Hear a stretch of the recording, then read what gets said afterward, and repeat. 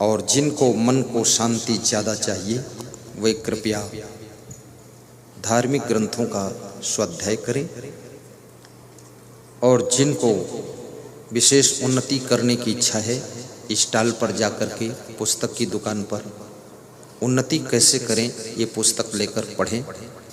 जिनको जिंदगी जीने की कला सीखनी है, जिंदगी जिए तो कैसे, इस ग्रंथ को खरीद कर पढ़ें। और जिनको भवसागर से पार होना है वो भवयान नाम का ग्रंथ है, उसको लेकर पढ़ें। जिनको अपने घर के भूत प्रेत भगाना है सुबह शाम भजन कीर्तन सत्संग का वातावरण बनाएं।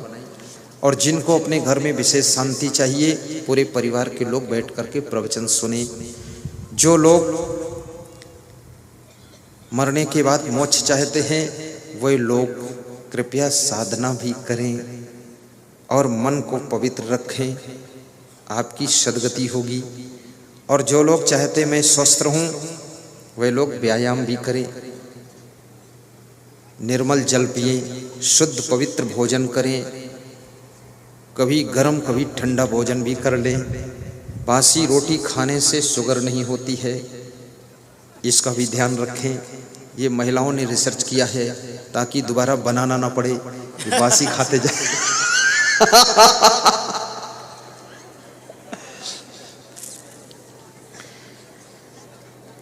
फल और सलाद खाने से कब्जियत नहीं होती है, इसलिए कभी कभी सलाद फल भी ग्रहण करें, लेकिन ये सवेरे खाएं, शाम को नहीं।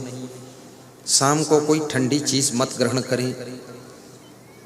24 घंटे में 10-20 बार जोर से हंसें, इससे टेंशन खत्म होती है, स्वास्थ्य अच्छा रहता है। प्रसन्न हर समय रहें, गहरी नींद का आनंद लें, सोते समय कुछ भी न सोचें, मस्त निद्रा में सो जाइए। एक विद्यार्थी ने पूछा कितने घंटे हमें सोना चाहिए, मैंने कहा 7-7 घंटे सो जाइए। तो बोले पढ़ूंगा कब? मैंने कहा जो 10 घंटे पढ़ोगे 2 घंटे में याद हो जाएगा, इसलिए सोने घंटे भी पर्याप्त रखिए। साहिब बंदगी बोलिए।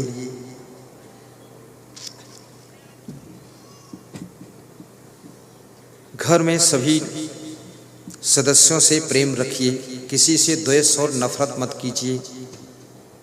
अपने घर को अपना घर मत समझिए, उसको समझिए ये गुरुदेव जी का आश्रम है, संचालित करने के लिए मेरी ड्यूटी लगी है, उसमें मोह भी मत कीजिए। अपने को मालिक इसका मत समझिए, कार्यकर्ता समझकर काम कीजिए। ये समझिए कि इसका इष्ट देव ही मालिक है, इसके मालिक हम नहीं हैं, ताकि आपको अभिमान ना आने पाए। यदि कोई बीमारी सताए तो आयुर्वेदिक दवाई लीजिए, आयुर्वेदिक दवाई वहाँ से स्टार्टिंग कीजिए।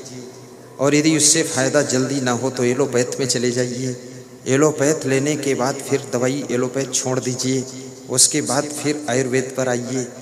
और उसके बाद परहेज़ कीजिए, संयम कीजिए, उससे तबीयत ज़्यादा ठीक रहेगी। और भोजन कम कीजिए, आराम सीधे ले, ज़्यादा कोमल बिस्तर पर मत सोइए, ज़्यादा कठोर बिस्तर पर भी मत सोइए।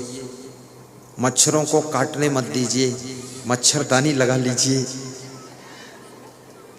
सावधानी बरतिए, बच्चों को संभाल कर रखिए। बच्चों को भी टीवी के सामने बिठाकर प्रवचन सुनवाइए। मोबाइल सिरहाने रख कर के मत सोइए, मोबाइल पूरा दूर रखिए, अन्यथा आपके माइंड को डिस्टर्ब करेगा। सोते समय आप अपने सिरहाने छोटी सी लाइट रखिए। मन में विचार आते हैं अगले दिन की प्लानिंग के, उठ जाइए, एक छोटी सी डायरी पेन रखिए, लाइट जलाइए, बड़ी लाइट मत जलाइए ताकि अन्य लोग कमरे में सोए उनको डिस्टर्ब ना हो। उस डायरी को खोलिए, पेन से सारे विचार लिखिए, प्लानिंग लिखिए और लिख करके रख दीजिए। माइंड का लोड डायरी में डाल दीजिए। आपका माइंड फ्री हो गया कि कल भूलेगा नहीं, कल डायरी खोलकर सेटिंग बनाएंगे, कल की प्लानिंग करेंगे, तब आप निश्चिंत हो जाएंगे।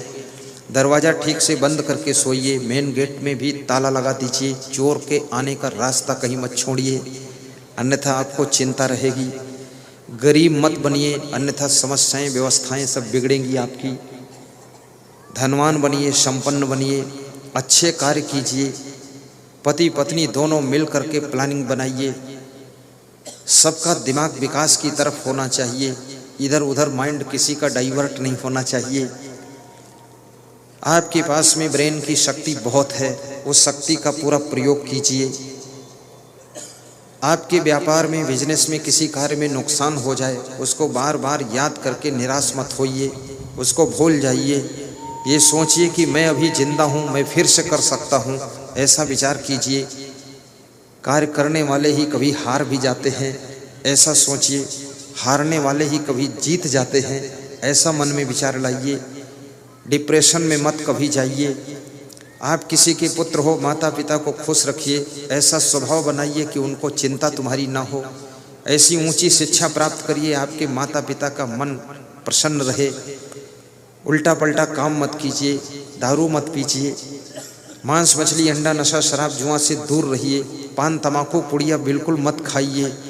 दूध खाइए, पीजिए, मलाई खाइए, और कभी कभी सवेरे सवेरे गाजर मूली भी खाइए। और एक दूसरे को खिलाने की भी कोशिश कीजिए। साल में एक बार अपने मिलने जुलने वाले रिश्तेदार, दोस्त मित्रों को भी खीर पूड़ी लड्डू आदि खिला दीजिए, अन्यथा वे तुम्हारी निंदा करेंगे कि बहुत धनवान हो गया, पानी तक नहीं पूछता है, बेईमान आदमी है। हालांकि बेईमानी उनके साथ तुमने नहीं किया है, लेकिन उनका भी ध्यान रखो। रिश्तेदारों को भी थोड़ा सा खिला पिला दो, सम्मान कर दो, अन्यथा रिश्तेदार रूठ जाएंगे। वो कहेंगे अब पैसे वाले हो गए, वो तो बात ही नहीं करते हैं। इसलिए उनका भी बैलेंस बना कर रखिए। राजनीति से भी थोड़ा जुड़े रहिए, अन्यथा लोग तुम्हारे व्यवसाय में बाधा डालेंगे। कोई बड़ा नेता आ जाए, उसके पीछे गाड़ी लेकर भागिए भी थोड़ा, उसको लगे कि हमारे साथ में है, और दूर निकल जाए, गाड़ी मोड़ के अपने घर आ जाओ, अपना काम करो। हाजिरी लगवा दीजिए उसके पास। राजनीति करो तो पूरे मन से करो, अन्यथा उसमें ज़्यादा टाइम बर्बाद मत कीजिए, उसमें लटके मत रहिए, समय को लाश मत कीजिए। अपने बिजनेस में पूरा मन लगाइए। किसी को सहयोग की जरूरत हो, 10% अपना कमाया हुआ धन वितरण भी कीजिए। कुछ अपना धन परमार्थ में लगाइए। प्रवचन के प्रोग्राम करवाइए, जिससे क्षेत्र के सभी नर नारियों को, दसों हजार लोगों को संदेश मिले, संस्कार मिले, जीने की कला मिले, उनका जीवन सुखी होगा।